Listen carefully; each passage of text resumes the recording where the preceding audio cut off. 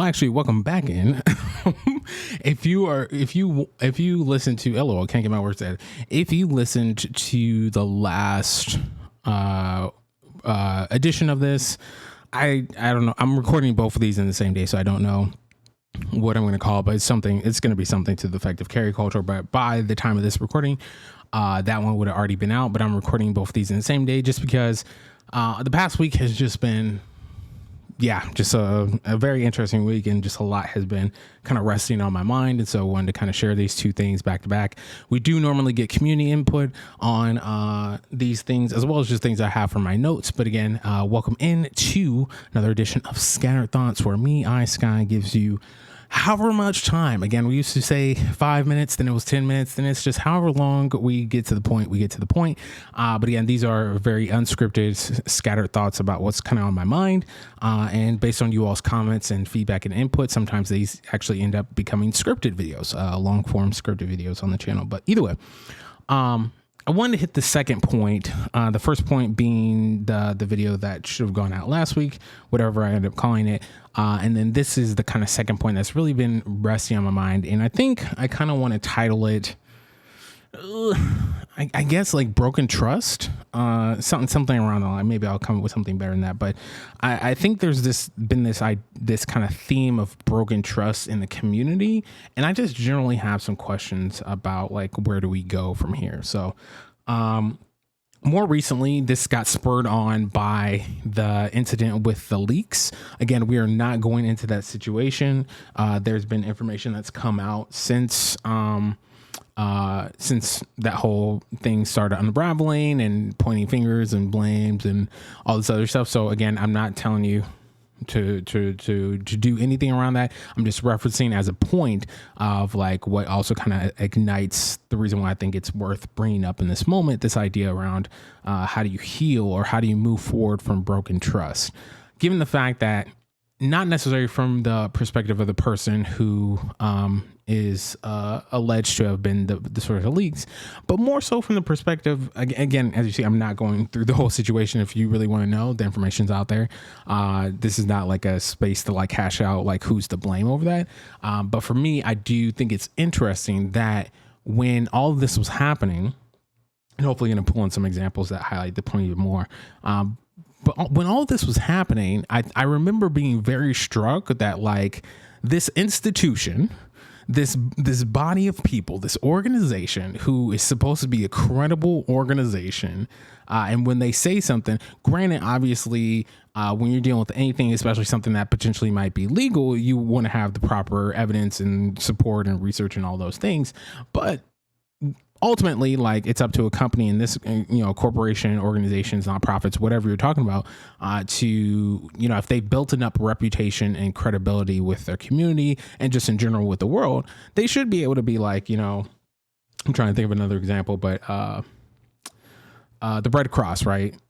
Oh, that's not a great example.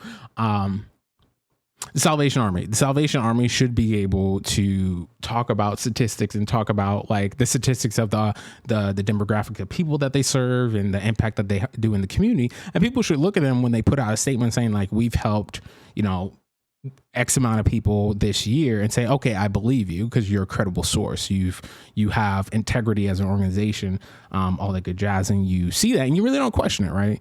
And I think it's interesting that with the leak situation, and also some other recent situations where things have come up, especially when it comes to, like, even pulling in, again, y'all know me by now, I'm not super into PvP in Destiny 2, but, like, also just acknowledging that, like, promises were made year and a half ago. Promises were made around, like, what would improve in PvP.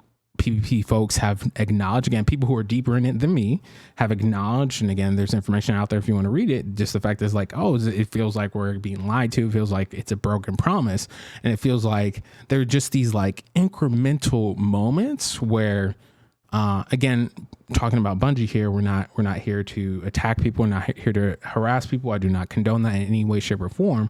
But what I am trying to offer is a critique of how do we get to this place? How do we get to a place that, whether we're talking about, Bungie, accusing someone of cheating and then having to like roll that back later, which has happened.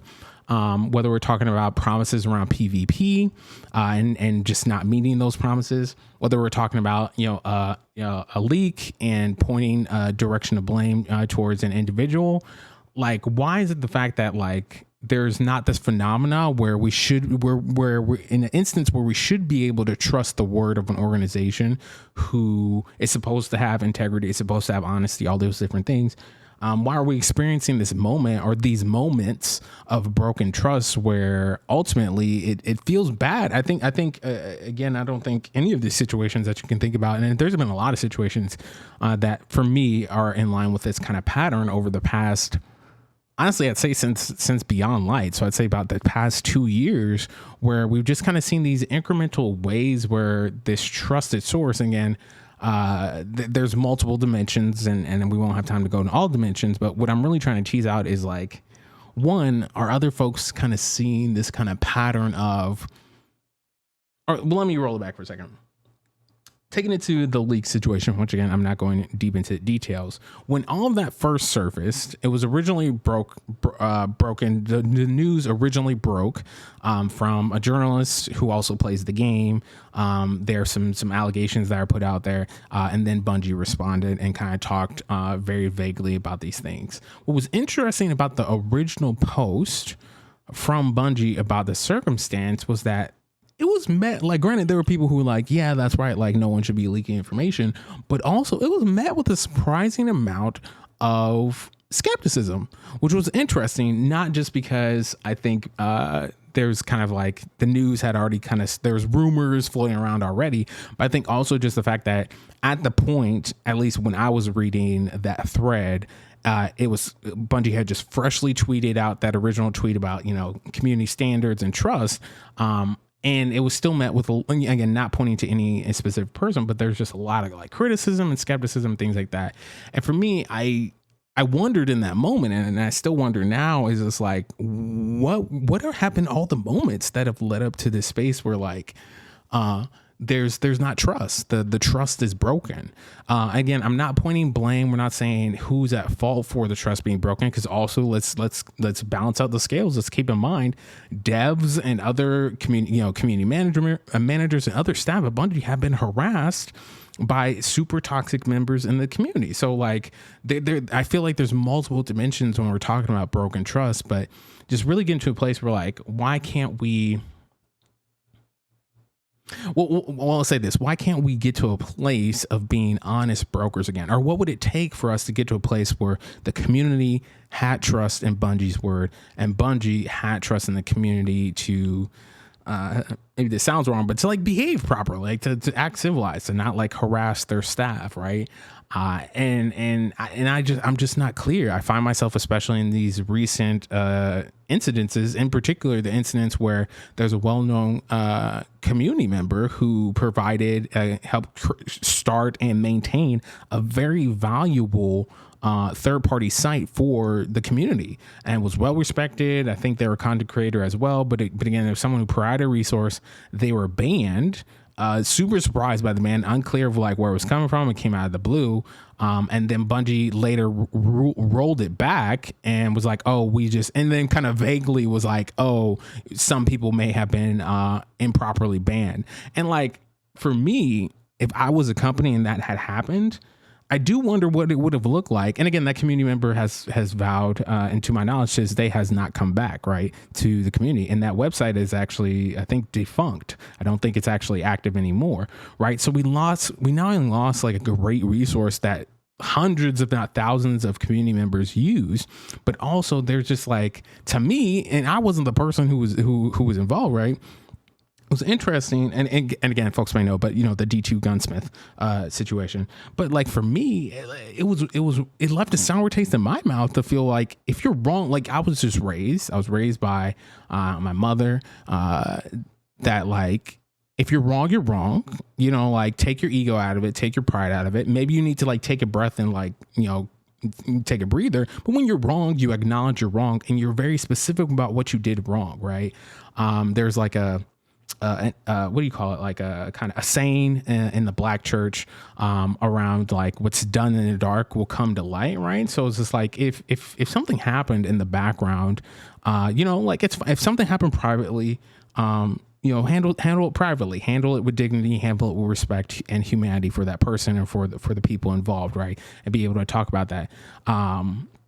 But if you're talking about something that like publicly happens and then you kind of just vaguely like oopsies and then kind of move on without like directly and publicly like also like addressing the thing that happens, I wouldn't, I'm not, it didn't happen to me, and I had a sour taste in my mouth that like you have this big organization who again I think could have like helped broker more trust or could have helped heal that situation in a way where I just don't know that it happens. Again, maybe they apologize privately, but ultimately, publicly, the issue was the community knew who was banned. We knew that it was the person behind D2 Gunsmith. And then again, do not go after this person. Do not go after Bungie.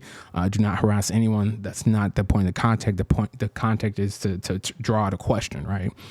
And to be in the space versus like, I wasn't that person, but like I still felt like weird. I felt like it was a sour taste in my mouth about like I would have at least appreciated. If I was that person, I would have considered coming back to Destiny and creating content and still sustaining this website that everyone, not everyone, but a lot of people use. It was super valuable to the community.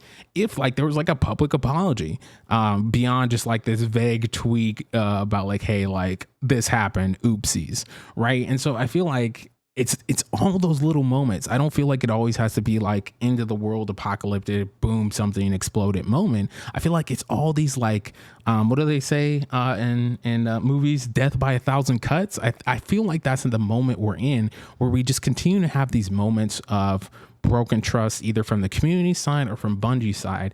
And I feel like we end up in a space now where like Bungie puts out information or status updates or whatever, and it's met with a lot of skepticism that I think maybe other companies don't really get faced with. Or just an example that I mentioned earlier, like a company like Salvation Army that has like a solid reputation, like when they say something, people believe them, right? And I just wonder in this moment, again, we're kind of mixing things together because we just recorded earlier, but like I think that's like really part of like what like has been like, I don't know, bothering me, but also like it's just been a question because I do wonder, am I just the only person who sees this?